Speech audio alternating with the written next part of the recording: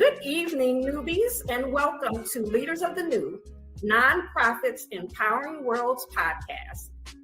Today we are joined by Rosa Antonini. She is the founder of Wonders of My World.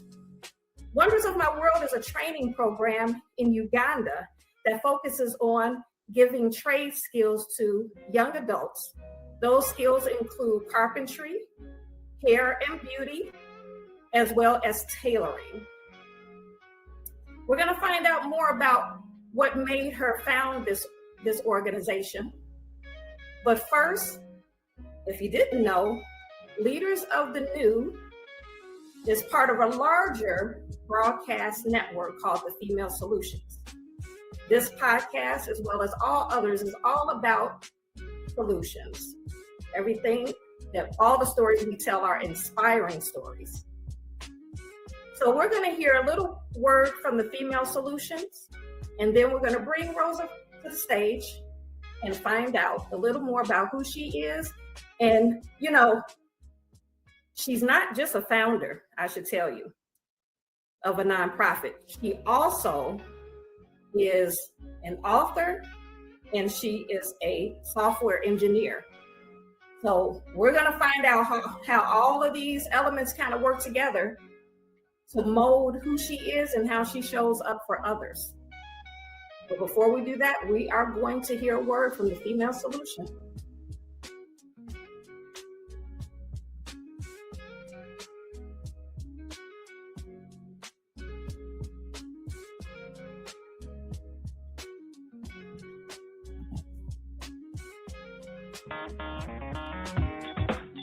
Women have the power to transform this world. We can end crime and violence if we all agree to do one thing: share. Let's share our wisdom, share our time, share our talents, share our finances, but most of all, let's share our love. This is the Female Solution.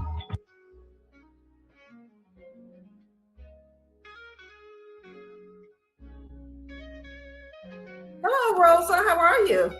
Hi, Bridget. How are you doing? So glad and so grateful to be here, to be your guest today. Thank you. I'm so happy to have you. We've known each other for quite a while. Yes. And we've had conversations throughout the years, and I've always been very fascinated with you as a person and the work that you do. So I'm very honored to have you here today. It's mutual, because I always have this great admiration for all what you do and so many people that you help, that they can find and help actually with resources so they can accomplish a great thing in this world. So yeah, very grateful for you and for what you do. Thank you. I appreciate that. So for those of our guests who are unfamiliar with your organization called Wonders of My World, which is an awesome name, makes me think about an amusement park or a playground or something. So you're going to have to talk about where that name came from as well. But okay. Can you just tell us a little bit about Wonders of My World? What does it do? Who do you serve? And what the mission is? What are you trying to accomplish? So Wonders of My World is a program that tries to break the cycle of poverty, how I see it, by helping young adults or enabling young adults in financial need with the skills. I am a huge fan of education, learning, because I come from very, very humble beginnings. And without education, I wouldn't be what I am today. So I think that, to me, that is the best you can give someone. Doesn't have to be, let's say, traditional education, because sometimes that is not possible. For example, all these young adults in Uganda, they have no access to education. Many of them, they don't know how to read, how to write. So, but they can learn a skill. And that's why, I concentrate on showing and implement something that they can become independent. Carpentry, hair and beauty, all of those things. You don't need really prior education, just dedication. And all this group of young adults that have gone through the programs, they really give their best. They really, I mean, I'm so really proud of them because, you know, they have to go to work, they have to help their family, and they spend all this time for a year to a year and a half learning these skills. And they are so good. I just post some of the pictures, and thank you, Bridget, for your recommendation. You know, I know that I didn't have all these images in Facebook, so I'll be trying to add it there. It's something that I've been doing. And, you know, I really realized that they deserve to be seen. This has nothing to be about me. I want them to be seen because it takes a lot to do what they are doing. And they just put all their energy and effort, and they're doing great. I mean, we can go into some of the stories, but so in summary, Wonders of My World just enable young adults in financial need with the skill so they can get a job that hopefully will help parents and kids to make a better life. And when you say young adults, what age group are you actually talking about? Yeah, so Wonders of My World right now I started in Uganda. My vision is that I really would like to expand these programs to other countries, including Dominican Republic, which is where I'm from. So, but right now I started there. So the young adults, it depends on the country. In Uganda, at young adults, we are trying to limit to 16 the age that they can start. So most of them, they are older, like, 16, 18, early 20s. So that is the age. I know that there was like one that maybe was 15, but we tried, over 16, the age range. Many of them have kids already, and that is the purpose. The purpose of these programs is really to help those parents, because otherwise, and there is a story that always stick with me. Maybe I don't know if this is the right time to tell you this, but one of the students of the first group, her name is Marianne, and she's so talented. She's the one that I added in the Facebook. She's standing, and the dress that you see, she's like facing the other way, so you can see the back of the dress. And I purposely chose that image because she's so talented. And all of them are so talented. She made that dress. And if you see the dresses that she made, beautiful. I hope someone will hire them at some point and really give them jobs. But anyway, beautiful, beautiful. They have great talent. And after she finished the program, she sent a letter that to me. And it was so, I'm telling you, my tears came, because sometimes you know how this is. You work a lot, you try a lot, right. And sometimes you question, why am I doing this? Why? Because a lot of door closed. It's hard. It is hard. And then in that letter, she said she was so grateful. And she told me that thanks to this program, she didn't see any more family members dying from hunger. Wow. And that was, it meant so much to me, because at that moment, it's like sometimes you're just helping 10 or 20 at a time, and you would like to do 100 and 1,000, but you don't realize the difference that is one life that you change.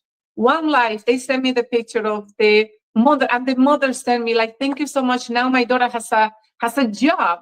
So we send help, some sewing machines. So she got her machine, and she was so happy. But the point is that sometimes, and many times, we're used to a life that we think that maybe doing a little something here or a little bit there, maybe it's not enough. And I used to think that way. And I remember feeling like a heavy weight over my shoulder, because I wanted to change so many things. And I wanted to see, everything, more people happy, and at least with the resources that they needed. And it took a lot of time for me to realize that I wasn't going to do anything from that perspective. And then I changed, really, my mind really changed. And it did a flip in asking myself, what can I do? and changing a life, 5, 10 life, whatever is that number at the time, that's good enough. You do the little thing, as small as it can be or as big as it can be, but it goes a long way. Because for one person, even if it's only one, it's a big change for them. So anyway, I love Marianne. Hopefully one day she sees this, but so talented, so talented. Well, absolutely. You know, helping one person is going to have a ripple effect. Like you said earlier, when you help the child, it also prevents their family from being in poverty, because that child will bring that money back home, and it will help their brothers, their sisters, their mother, their father. Yes. Speaking of mothers and fathers, how are the parents relating to you and this program? Are they in support? Is there some convincing that you have to do? How is that process? What does that process look like? Yeah, so over there on the ground, we have Moses and a few members of the Love Street Ministries is in Uganda. So they, sometimes, remember, some of them might not have parents. Some of them, they're already like maybe with kids. So, and in some cases, they're parents. And no, all parents, they really want, all the kids, they want to send them. There is a line of more waiting. There is always more waiting list. So yeah, all the parents, they really want, because the community has nothing. I don't know if you've seen the picture, but even, there is not enough shoes, there is not enough of anything. And they see the change. They start making the clothes for their kids. They start making the clothes for the community. They start doing this hair like gray and with colors and very creative. So the community has seen the change. So there is no pushback at all. Everybody really, so many wants to join. Yes. I love that. Now, talk to me about why Uganda. How did that connection happen? You mentioned the name earlier, Moses. So for our viewers, Moses is your contact there. Yes. And he's with an organization called Love Street Ministry. Is that correct? Yes. So how did that connection happen? Why Uganda? Because hey, I think that we need this trade here as well. We might have to talk because these trades need to be here as well with our young folks. I know, so believe me, I agree. I really would like to help to bring them everywhere. So the way it happened is actually interesting.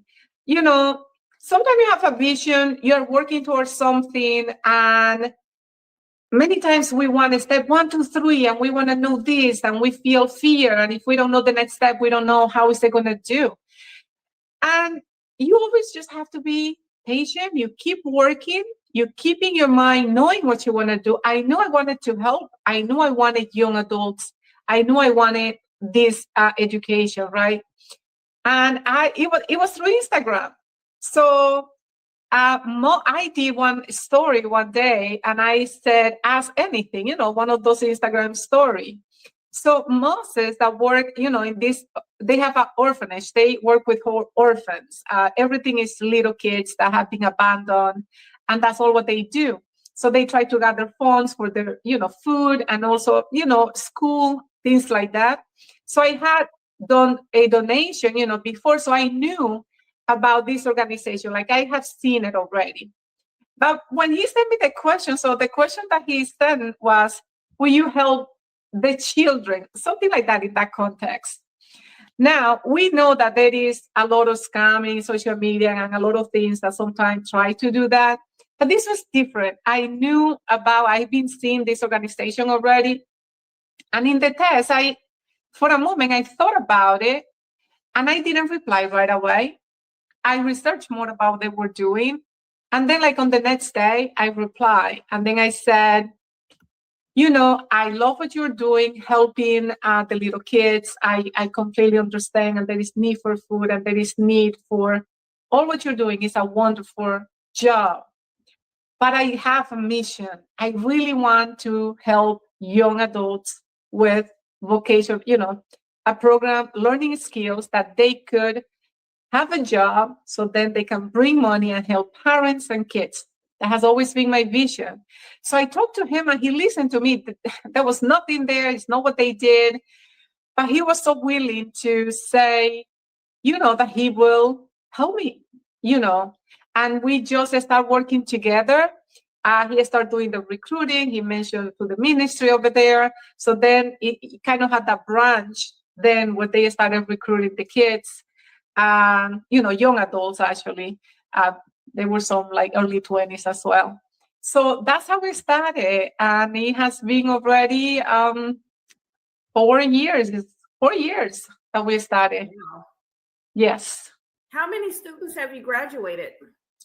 I don't know. In total, every time it's a group like of 20 at the time. That's what we have. I mean, we started with 12 the first time. And then, it's been like 20 every range. Right now we have 20 more coming. So I don't know the total by now. Maybe we hit 100 soon. Okay. Yes. So it definitely seems like an endeavor that you need to have. By being in another country, you need to have a contact there. Yes. And so social media was that bridge for you. And Yes. that's what's great about social media now, that you can actually collaborate with people all over the globe.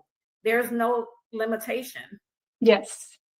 Yeah, that's what is good. Like these days, they have the need, because also they know you just need people that you can trust, and the need is there. And there is a lot of people that want to help. They're helping a lot their community and the little kids. There is a big need over there. A lot of kids, have lost their parents, and they're on the street. So that is like their main thing. But then they're doing this with me as well. So talk to me about the very first step you had to take, because this is an actual school. I saw, let me pull up another picture here. Let's see.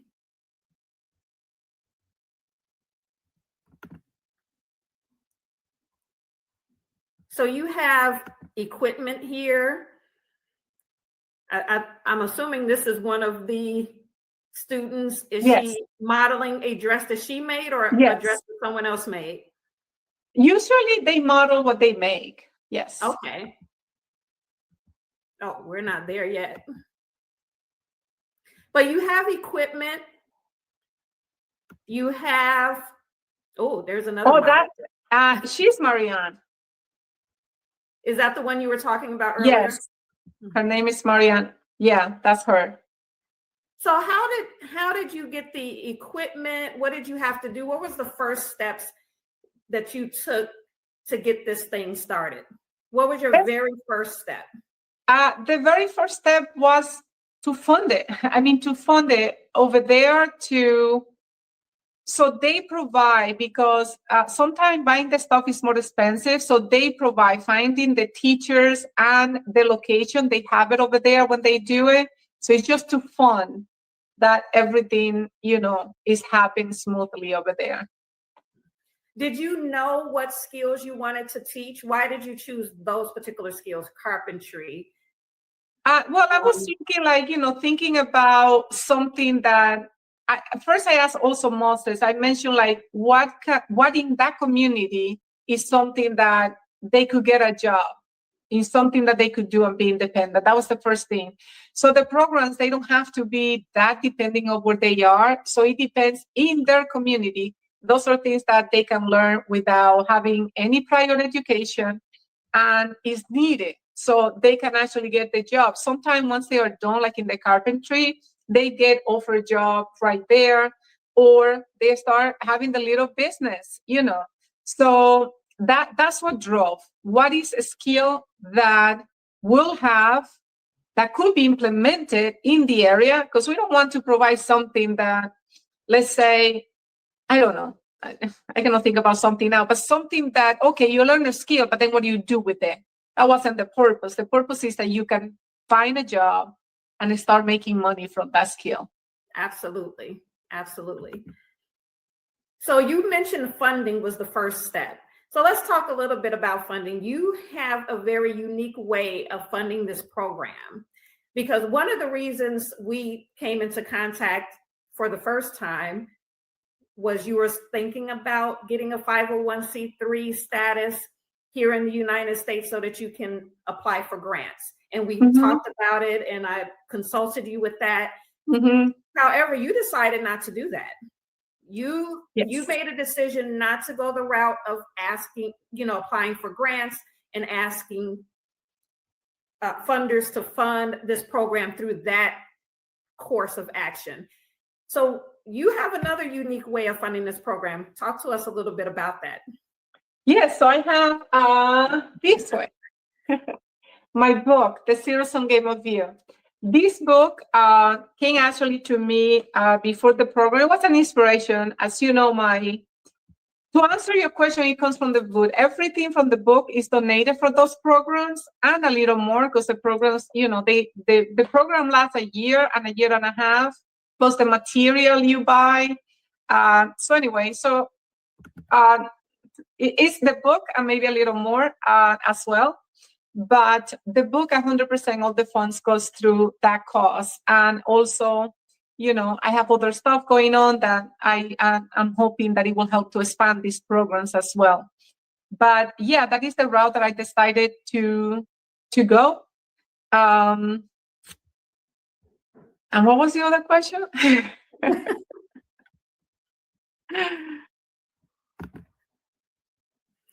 So you decided to go this route and not ask for grant funding. Can you talk to us a little bit about why you made that decision? Yes, so sometimes it's more like, what can you do when you are, again, like, how can you move forward? So to me at the time, doing grant required like time and trying to do things that I didn't have the time. I work as a software engineer, my whole day. I write at night, and weekends I write. So it's more like what I can manage and what I can do faster with what I have at the moment. By the time we spoke, I already had started the program over there. And I don't know if eventually, if there is a way that could expand the program, maybe. Not sure, but that's how I decided to start it. It's something that I was able to do without waiting and without, I didn't want an excuse. And then I remember at one point I tried to open a nonprofit actually in the Dominican Republic, and that would have helped a lot of people as well, because there is a lot of people over there suffering. Anyway, I'm not going to get into that story, but I have a very good plan for that. But because it was from the United States to the Dominican Republic, then you get into these money laundering rules, and the lawyers, they wanted like $20,000 a year just to basically make sure that your organization was not like money laundering. So I just got like, I just got tired of that. And I'm like, I'm going to see what I can do without going through all this stuff. And that's the decision I made. It's sometimes like, like I was trying something, and like the door will close, and then another and it won't close. But eventually, I believe that is because I needed to write, because I was trying to do all this help, like that type of nonprofit.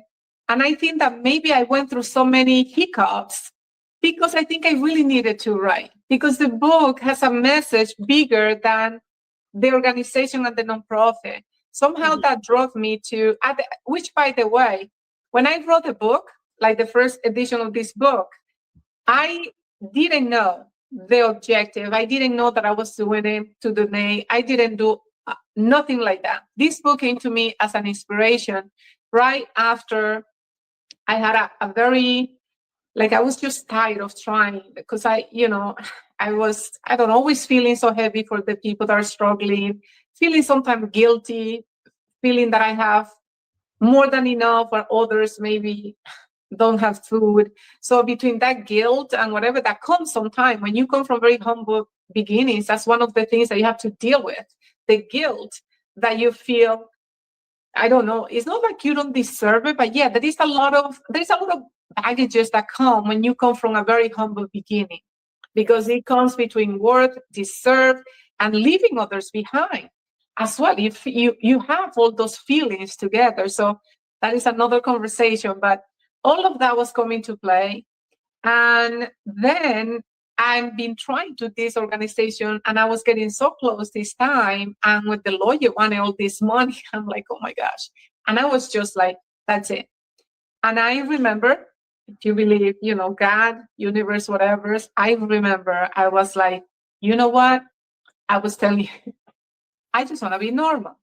I want you to take away the stuff that I have in me about helping people, because I'm suffering and always suffering internally. I cannot enjoy going to, let's say, have a steak in the restaurant, and all of those stuff were they were draining me. So, and I remember just having like, I just want to be like everybody else, just live my life, and that's it. And there were tears. Yeah, sometimes you get very deep and whatever, but that very deep experience. And I would say, I don't know, some weeks between like 2 months around there, this book came from nowhere. I am a software engineer, meaning I speak computer language. That's what I know how to write. My language, I'm originally from the Dominican Republic. I never had to be concentrated in English. I learned to do computers, and that's my area. Writing a book was never a vision, a goal, nothing ever. This book came a true inspiration. One day driving, I was thinking about all the why people are successful, why some others are so difficult. And it just it's a zero-sum game. It literally, I saw the title in my head, and I can tell you, I started writing almost like if magic will happen in my fingers. I wrote without thinking about grammar or anything, just writing. And sometimes I will get stuck, and then I will have like dream at night, and then the next day I will like continue writing. So I always say, sometimes we get very, not stubborn, but very fixed on an idea that we want something, A, B, or C, and it has to be that. And what I have learned is that you need to be open. You have your desire in your heart that you're doing it for the right reason, but you have to be open to see how things develop. Because sometimes, it seems that the organization wasn't really my thing. It came as a side, because when I was done with the manuscript, all of a sudden I said, oh, I'm going to donate 60%. I remember that's what I said, 60%. I mean, I donate everything, 100% of it. But I'm just saying, at the moment that I was done, that's what I said, right? So, and then at that specific moment when it was done, it's like when I put everything together, and I'm like, oh my goodness, this was my way to do what I wanted to do. Like, I didn't want to be asking for money. I didn't want to be whatever. And it was this. So I feel like with this, I help internally the person. And I have another one that is coming up in May. But, there is a lot of, I feel, giving back in this book. Like, there is a lot of love, there is a lot of compassion, and there is a lot of giving back. Like, everything, that I have learned, anything that I think is going to help them, not just, like, I believe a lot. So I try to give a lot in those books. So that's the story. That's how we started. So we're going to take a quick commercial break, but when we get back, you said a few things that I would like for you to expound on. We're going to talk a little bit more about those humble beginnings, and we're going to talk about a little bit more about what's actually in that book. Okay. Can you say the name of the book again? The Zero-Sum Game of You, From Stuck to Thriving. I'm going to tell you that is a complicated title, because every time I wrote it, when I was marketing this particular show, and I had to write the Zero-Sum Game of You, I kept putting the dash in the wrong spot, and then I would have to go back and edit it. I cannot tell you, Bridget, this was the inspiration. What can I tell you? It's the name I saw. But I'll tell you why. I got that wrong so many times. But we're going to take a quick commercial break, and we're going to talk more about the Zero-Sum Game of You. Yes, and also how the name came up. You asked me that question. I forgot to answer. Yes. Sure, we're going to get into it. Perfect. Everything we're made of contains light. From the sun that feeds our world to the energy that flows within us. With LifeWave X39, we've found a way to put that light to work. With X39, we achieve something remarkable in the field of wellness and science that others could not. By utilizing LifeWave's unique patented technology, X39 uses light to elevate GHK-Cu, a copper peptide known to support overall health and wellness. Unlike traditional light therapy, X39 uses the body's own infrared light to naturally increase vitality. By gently stimulating the skin with light, our non-invasive, non-transdermal X39 patches help you conquer your active lifestyle and pave a new way to vibrant health. Leaders of nonprofits empowering worlds. Let's go. But the vision that God gave me, I felt that it was time for me to step out and work on the vision that God gave me. We need look no further. We have a unique voice. We have a unique talent pool.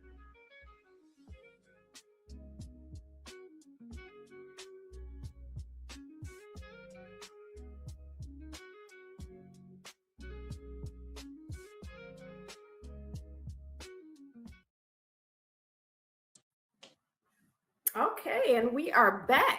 Let me put you in the right spot over here. So we do have a comment from Sandra. I think you might know Sandra. Sandra, yes. Rosa, thank you for not letting the naysayers stop you. Don't let the what? The naysayers. Oh. Can you see? We have many. There are many. Yes. Don't let the naysayers stop you, or thank you for not letting Thank you, Sandra. Thank you so much. Stop you. Yeah, Sandra's actually going to be a guest on my next show. So she's also a founder of a nonprofit. Yes. So you guys, newbies, stay tuned. We have we have a whole lineup. I have people lined up all the way for the next couple of months. But my next guest is going to be Sandra Washington. Hey, Sandra.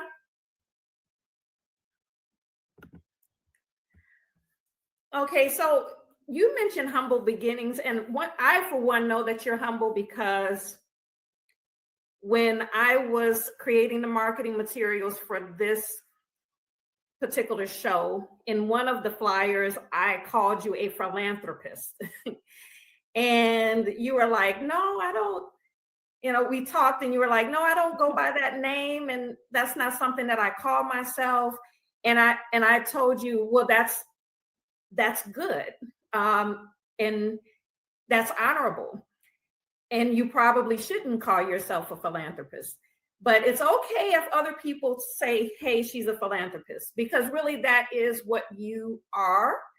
And by definition, but I'm saying that to say, I know that you're not trying to take credit for the work that you do. No. Because of the conversations that we've had. And you always kind of shy away from people giving you credit. And it's not like you can even find a lot of things. You have a lot of stuff on social media related to your book and some of the other things that you do, because you also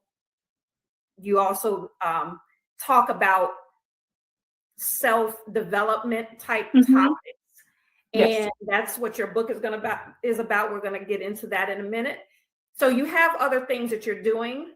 And a lot of what you see on social media related to you is about the work that you're doing with helping people to develop themselves, their inner being, and to overcome restrictions in their life, and to overcome obstacles, and to kind of merge the spiritual as well as the physical. And you don't see a lot about the charitable work that you do. I could not find one thing.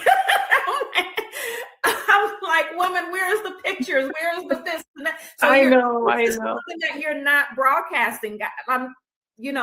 I want my audience to know, like, you know, she's not out here saying, this is what I'm doing. I had to force this out of her. I had to force her to, you know, send me some pictures. I couldn't find anything, but you did just put a page up, I think yesterday. Thanks to you. Thanks to you. Thanks to me. It took you come to me for me to, and it was a lot of thought I did. I'm like, you know, trying to say, okay, I really don't want to make this about me. That's why there is no picture of me on the page and whatever, but I need to give some credibility so he knows it's real. And that's why I put the name to show the journey of the students. Because then that's, you know, the fact that you asked me for it, and I never sort of like that, because, you know, sometimes, whatever. So what I say is, you know, they deserve to be seen. They deserve to other people to see how, you know, all what it takes for them to do this. And then when they do it, and to maybe give hope to maybe someone that is not struggling in that way and is struggling in another way. But I'm telling you, Bridget, that page was born because of you. I literally did it, I think, last night. So there are all the videos. I just put some. Yeah. I saw it. I was like, what? She put a Facebook page up. So after 4 years, she finally put a Facebook page up for Wonders of My World. And it profiles all of the, you know, students and their accomplishments and things like that. So you did a great job. Just a little bit. I don't have time. So I will put so people know, you know, I told Moses, I'm like, you know, let's just give a little bit, because he sent me and I know what's going on. So Bridget, this was you made this happen. Now people will be able to see the program because of you. Yes. But this is something she was not profiling. She was not like, hey, I'm out here doing this. And again, you know, it's coming from the heart. And those are the people that I admire, you know, people that they're not out here just saying this is what I'm doing, but they're doing the work. They're doing the work. And it takes someone else to say, hey, a light needs to be shined on this. Okay. So that's part of what that's really what this podcast was born out of, because I help so many clients, right? And they, majority, not all, but majority of my clients, I helped them to start the nonprofit from scratch. So they didn't have a nonprofit at all, or hadn't done anything toward starting the nonprofit. So I helped them take the first steps, but they were already doing charitable work. They were already out here doing the work just from their hearts, you know? And so sometimes I see those people get looked over in terms of, you know, grant funding and things like that. And so it really just kind of burns me up a little bit. But I felt like I needed to let people know that there's people out here really making a difference in this world. Mm-hmm. And I want those stories to be told, not all this other negative stuff that we're hearing all over the place. If you just listen to the news, you would think nothing good is happening in the world. And there is. Yeah. There's more good actually than bad in this world, but you wouldn't know it looking at the mainstream media. So I said, you know, a light needs to be shined on these unsung heroes out here that's really grinding, helping people, not asking for anything in return. Even when they don't get funding, they're still out here doing the work and they're making it happen. And like, those people need to be, you know, a light needs to be shined on them. But yeah, I say all of that to say, this woman, you know, she has a lot of stuff out there. You're going to give me a headache. I'm giving it away. It was related to this major thing that she's, you know, that she's doing from the heart. And let's change it to the students. Yeah. So that's, you know, that you are doing it from the heart, and it's humble. So Wonders of My World, what made you come up with that? The name actually is because of my kids. I call them they are the wonders of my world since they were little. So I felt that in the program was based on pure love, which is what I feel for my kids. I have a son and a daughter, and I always saw like nothing else will matter as much as them. And they knew that, right? And I want them, like, when you have kids, they become your wonders. So that's what it came from. And it's because it was pure love, which is what I feel I have for this program. That is like, that can happen because of love, because you love the person, not by blood, not because you know them, just because humanity, we are like in this together. So it's that love that connects us. And I think that's how we came up. Yeah. Okay. Now let's switch to the title of your book, The Zero Sum Game of You. Where did that come from? I think that's a concept, isn't it? The zero sum game. Yeah, so a zero sum, in the game theory, is basically like when you play chess, meaning in order for someone to win, someone has to lose. That's the concept of a zero sum. There is never half in between. There is never like, it's like one win, one lose. So that is a zero sum, right? A zero sum game. Now, when I was having this title just came, and I was thinking like, what makes people, let's say, successful, and others that, I don't know, it seems like they always full of one thing after another, and they can never get out. And it's like a loop that they cannot get out of there. And in my head, that's what I said. I'm like, oh my God, it's a zero sum, but it's not a zero sum game between two people. It's a zero sum game within ourselves. That's what I saw. That is we all have, I see it as two sort of forces within each of us. So the forces that, let's say, I always put the example of losing weight because it's an easy one. You want to lose weight and you want to be healthy. That is this side of you. But then the other one of you really want to stay longer in bed and want to eat all the dessert and want to eat all that stuff. So one of those is going to happen, right? So either you're going to commit into one or another. So the same thing is with every choice. Like we do so many zero-sum choices since we get up. We get up, and right when you are stepping up, you're already going to say, oops, I started the day with what they say, bad feet or something like that. Or you can start just like, thinking a little bit of gratitude and seeing anything good that you can have in your life. Doesn't matter how terrible things are, there is always something to be grateful for. But one of those are going to baseline your day, right? And then you're going to start making decisions at your job. Either one person is going to get you annoyed for something, or you're going to be handling well. So the concept is that in each one of these battles that we have within ourselves, let's take these forces, and the reason I made it, or I saw that it works as a zero-sum game, is because if you see things as a game, it's almost like when you watch a movie. So, or let's say a sport. Let's just say that you like a lot someone playing tennis or baseball. So when you go and you're seeing the game, you can judge it very easily. Oh, that person made a mistake. Oh, I would have done this. Oh, a lot easier to see stuff from outside. But when you are inside, you are the player, which is what happened with our life, right? We are the player, the main player of our life. So sometimes, and many times, we are so in the game that we don't see how to make decisions outside the game. But if we see, so in here I explain like how you get out of this, then you can see the decisions that you can make from a more objective point of view. Now you are now within the game. You're playing the game, but with an attitude, almost like if you're seeing the game from outside the game. So, it has the two components, the game just to make the judging outside, maybe defensive. You get defensive. Someone says something, you get defensive. But no, if you're seeing it from outside, you can become your best advisor if you're seeing stuff, more from outside.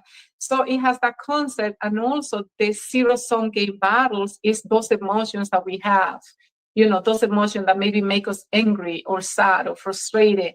So one of them is always winning. We always have a side of us that is always winning. If you're very optimistic all the time, maybe you already have so many habits in that direction that you don't even recognize yourself like you have another side, even though we all, doesn't matter how much optimistic and how much gratitude and how much they're gonna stuff, life is gonna bring you surprises that will shake you and that you're gonna question, and that maybe you're gonna feel like you don't want to get up a day.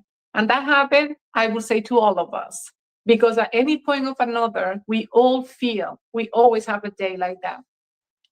But the question is how long you stay in that state, right? How long you shake it off and then you just, continue.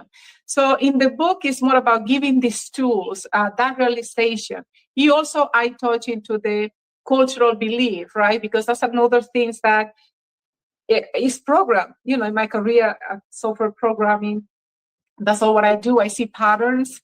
So I've been seeing patterns for a long time. I design architecture and do a lot of programming. I see the same with me and with other people. That this programming that happens sometimes before you even had the mindset to make a choice, but somehow we think that we're choosing. We're choosing from a baseline that started long before we were choosing. And those programs, inner programs, are within us, and they're, triggering certain behavior and certain thoughts and certain patterns based on that. So even that, recognizing that when you're feeling one way or another, just to question, is this really, where is this coming from?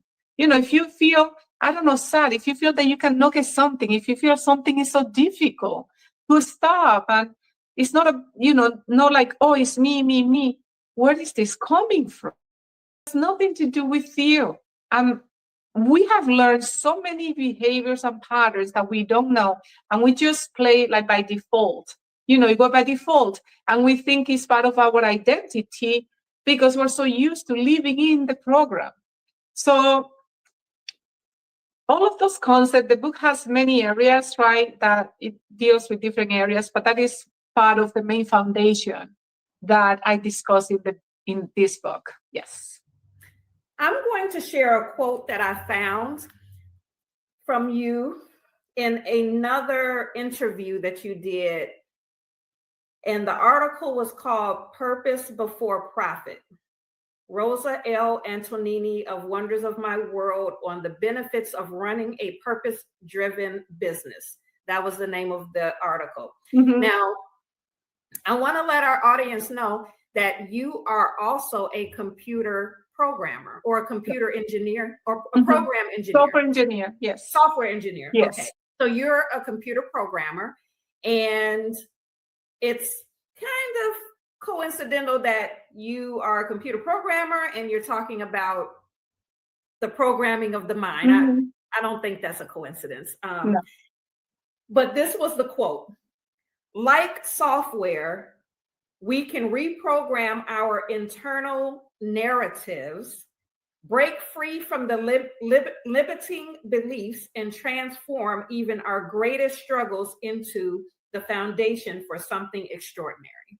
Yeah. So it seems that you've taken a lot of pieces from your life, from your career as a computer programmer to your work as, with the nonprofit, and you've kind of merged these ideas and thoughts into the messages that you give people on your social media and in your book, in your upcoming book, and you also have courses that is on your website, which I should share here at the bottom of the screen. This is her website where you can find some courses, free courses you have on the website. And I'll let you tell us a little bit more about that. But I've noticed that these, your career as a computer programmer and that logical thinking aspect of you have used those types of ideas and terms to inspire other people, using that language to kind of inspire other people to transform their lives. So I'll let you talk a little bit about that, about your courses and that work that you do. Yeah, so I mean, I have over 2 decades in computers. So yes, I kind of follow this logical way of seeing patterns. And it has a lot also from my life. So every quote that I write, anything that you see there, yeah, there is a story behind. Sometimes it might come from maybe I spoke to someone and I see a struggle in some area, and that might trigger this quote. Many cases it's come from my own experience and the experience of growing up, and the experience,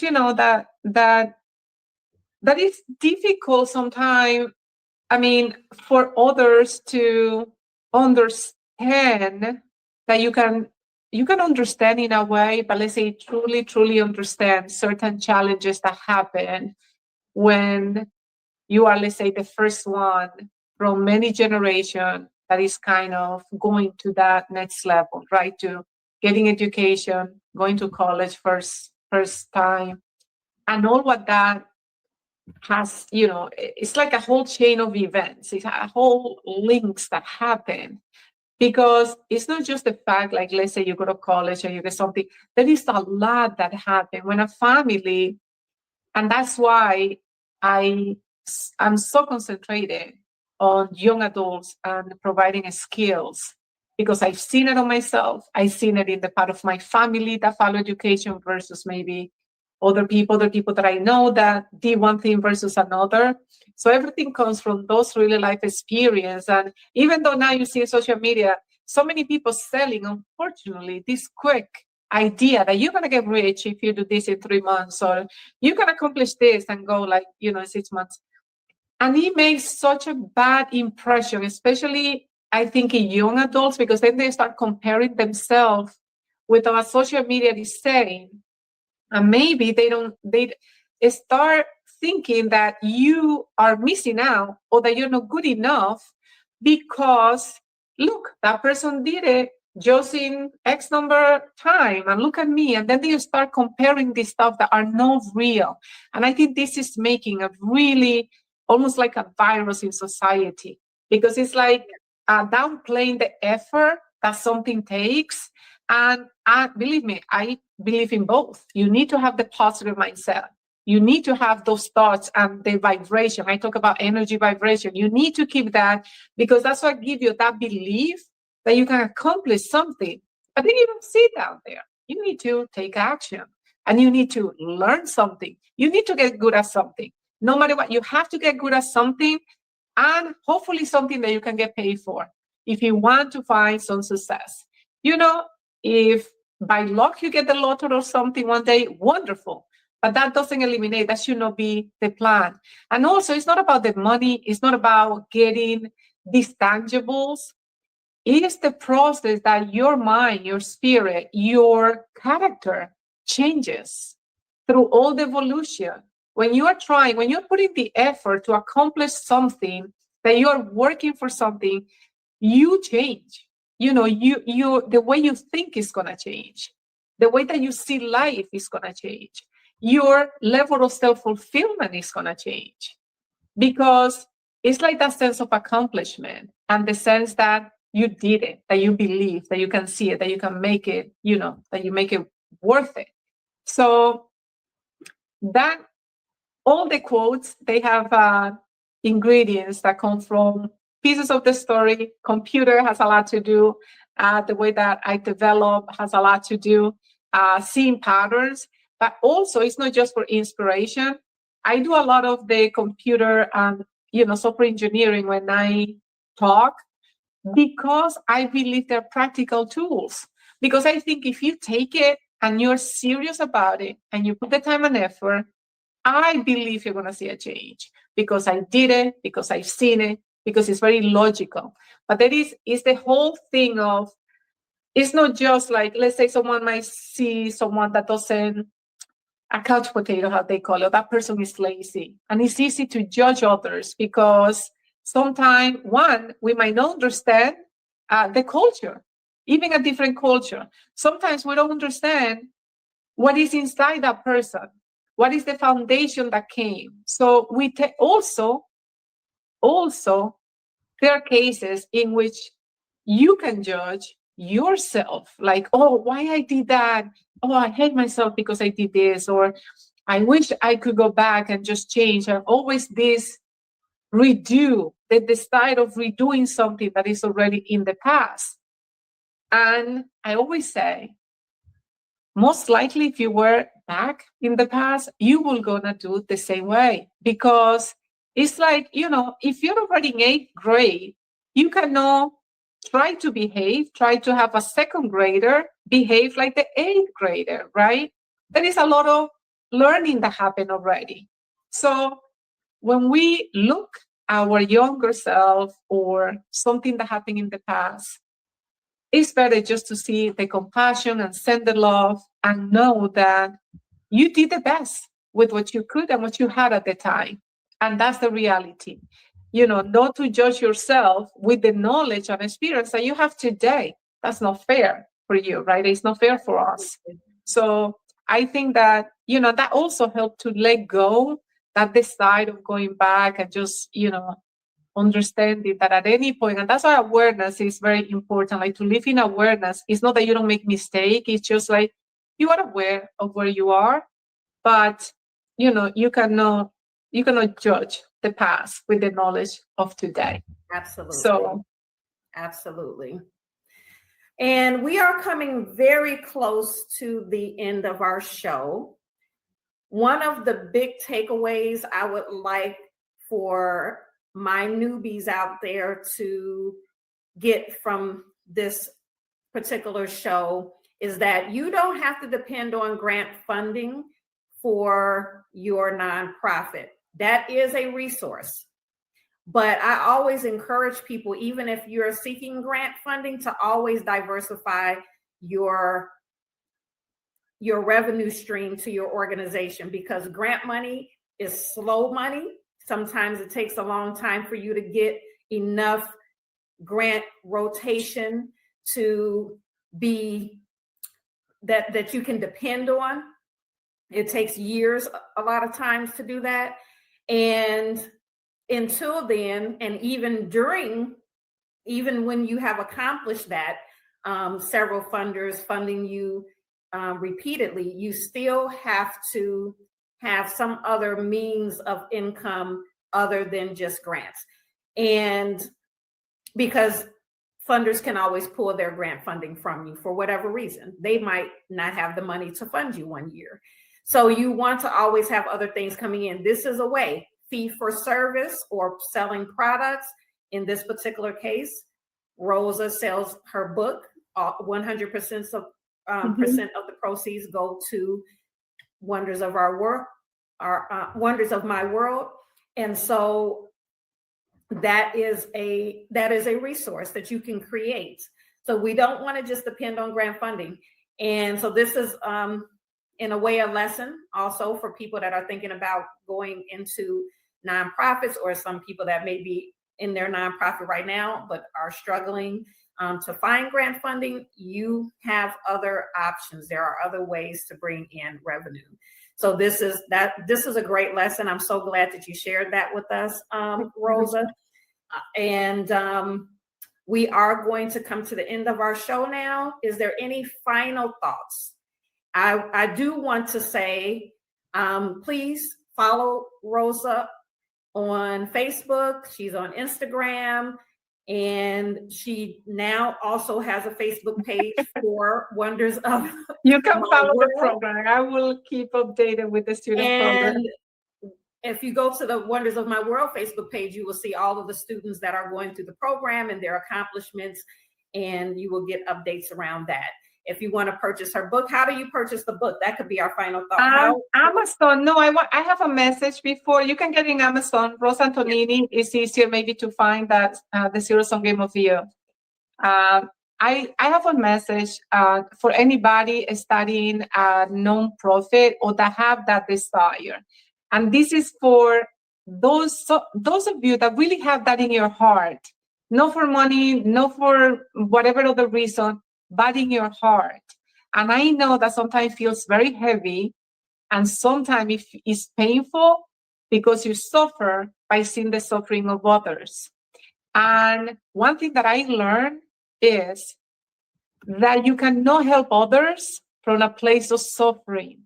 Because the suffering, if you bring the suffering from others, it really steals your energy. And I was like that for years, and I couldn't understand it. In order for you to create, to bring more opportunities, to be able to really spread the love, it's like switching from, and I know sometimes we might say, oh, this is unfair, or this is fair. You forget about all that and try your energy and your love, just let it flourish. Keep, like in a way, you cut the cords of all the way that the suffering from others bring to you, like you're feeling it. You have to let that go. So then you can rise here. So then you can help them without being there. Because otherwise it's very difficult and you're not going to make it. I'm telling you, it takes a life of you. It really takes a life of you. So you really have to have the love, have the compassion, and in a way, the boundary, so you don't carry. And a little thing is better than nothing. Forget about all the suffering. Concentrate on one little thing that you can do, one that is manageable, that give you the happiness, that you feel like, oh my God, that's great. One little thing at a time. That's all what you can do. Yes. I hope that helps. Time. That's a great message. And it helped me. With that being said, we're going to end this podcast. Thank you for joining us this evening. Thank you so much, Bridget, for having me. Thank you so much. Thank you. And thank you to our newbies out there.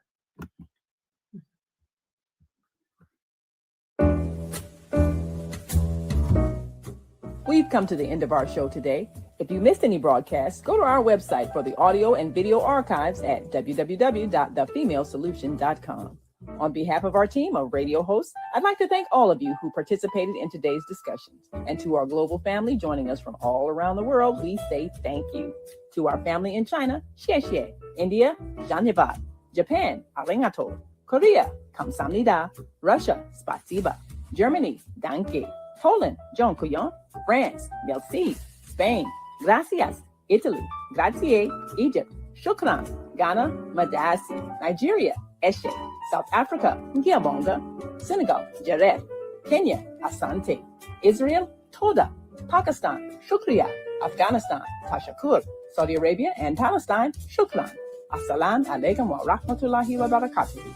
Thank you, and may peace be upon you and the mercy of God and God's blessing.